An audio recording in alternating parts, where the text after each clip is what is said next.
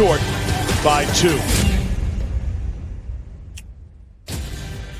I must confess, y'all, it wasn't as bad as I thought. What's going on, everybody? Welcome into First Take on Election Day. Stephen A. Smith, Max Kellerman, I'm Molly Karam-Rose. Stephen A., I like the lighter color on you. It looks nice. Thank you so much. I don't know if this is a new suit, but I like the look. It's working for you. It's a new blazer.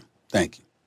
It's the warm weather in L.A., Molly. You know, lighter colors. It feels like summer there to him It's still. not just that, Molly. Somebody has to be diverse on this show when it comes to the dudes. I mean, you bring it all the time, but Max Kellerman is like Mr. Matrix. The same stuff every week. Max got like right. 3 versions of the same suits, the same 3 suits every day. I got 10 versions of the same suit.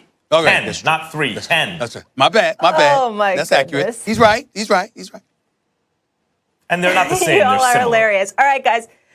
Let's get it started. I want to talk about these New York Football Giants guys and obviously the Bucs. So they survived, the Bucs, but they didn't thrive against the Giants on Monday Night Football. I thought it was going to be a beatdown. It came down to a controversial final play, a late 2-point conversion. Many thought PI should have been called, but Brady prevails 25-23. Max, I'll start with you. Do you think our Giants got robbed in the end? No, not at all. Look, do I think the refs got that play right? Not exactly, especially when the defender doesn't turn his head around. It's a bang-bang play, especially when you have a flag that you pick up. Like, that's, I don't think they got it right. But that's different than saying they got robbed. First of all, even if they convert on the 2-point, if they make the 2-point conversion, they're in overtime. You think they're necessarily going to win this game? I would have my money on Brady and the Bucs, who are the better team. Look, if you're relying on the refs to get the last play just right, and it was bang-bang, like the defender's arm was there deflecting the ball almost simultaneously, I agree upon review barely that he hit Deion Lewis first, but it was close. If you're relying on that to win, why was Daniel Jones so late with the throw? Like, that was the real problem. That's a designed play he screwed up, as he screwed up so many plays throughout the game. Not seeing receivers, missing open receivers, overthrowing receivers consistently. He was not consistent down the field. By the way, the offensive play calling wasn't bad. The defense kept him in the game.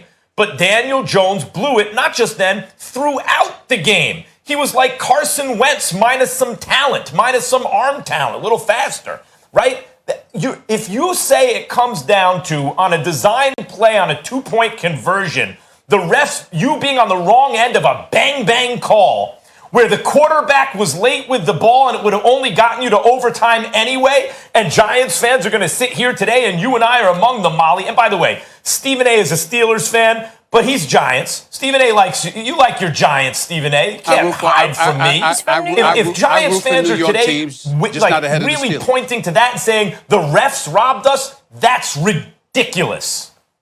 Well, first of all, listen, it's of course you're right about that, but the point is that the play which is what we're talking about. We're not interested in a history lesson on the New York Giants. The bottom line is this. When you talk about what transpired on that 2-point conversion, and Antoine Whitfield, he got there in time. He got there right in time. I mean, I didn't think it was a pass interference at all. I think the refs were right to pick up the flag. It was not pass interference. Yes, you got Daniel Jones trying to get to Deion Lewis, but not only did Whitfield get there right in time, I mean, the timing was perfect because they almost messed up the play, but more importantly, he looked back a little bit towards the ball, which is something that cornerbacks should learn to do more of. A lot of times when they're getting called for pass interference, I saw several plays this Sunday when a pass interference was called against a particular defender on a particular team, and the major reason why the pass interference was called was because the defender never turned around to look at the ball or to go for the ball. That's where you're sure to get called for a pass interference, even if it's close. But if it's close and you turn around to look at the ball or to stick your arm up where the ball obviously hit his arm or whatever, and he had turned towards Daniel Jones, I think it was clear that it was not a pass interference. That was the right call. Having said all of that, I do want to say this. The Giants' offense is absolutely horrid. We understand that. Daniel Jones is a big reason why. They got the second worst offense in football, the second worst passing attack in football. But I got to tell you something. I think Joe Judge is doing a hell of a job. They got the 11th ranked defense, 11th rank against the pass. They're 4th against the rush. They play hard all the time. They're in far more games than we ever anticipated. And more importantly, unlike Mike McCarthy and the Dallas Cowboys, Joe Judge and the New York Giants are playing better football every single week. I was not high on this hire at all. I know you had a resume, but it wasn't that of a coordinator or what have you. But I got to tell you something. I'm watching these New York Giants play.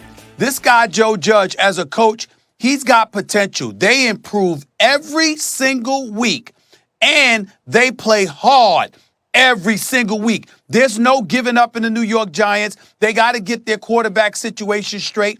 There's no question about that. But the job that this guy, Joe Judge, is doing, the record is not indicative of the job that man is doing as head coach of the New York Giants. Well, I got to give props where props is due. I'm impressed by this guy. We agree about the job Joe Judge is doing so far as a rookie head coach with a team where he lost his all-world running back in an offense that was predicated on the presence of that running back. I agree, they do compete, and they're getting closer and closer. However, let's step back, Stephen A. How many years does the GM, David Gettleman, get? How many years does Gettleman get before they start winning? Like, how many, in year 3, how many years does it take before we're still giving them credit for, you are almost winless this season, but you're competing in every game? Who the hell gave Dave Gettleman credit? Who's that person? Who are you talking about? The point is, nobody's giving Gettleman credit. Does he keep his job? Does he keep his job or not? Because if he hires the right coach, and it's unclear that Joe Judge is the right coach. However, I agree with your assessment about him so far. You were stating facts about the way they play. I agree with that. But there are articles abound, which means people are talking, Stephen A., about Gettleman getting more rope. And he hired the head coach, and he reached for this quarterback. And the Giants are getting credit at this moment from you, just now, for being competitive in game after game in an almost winless season.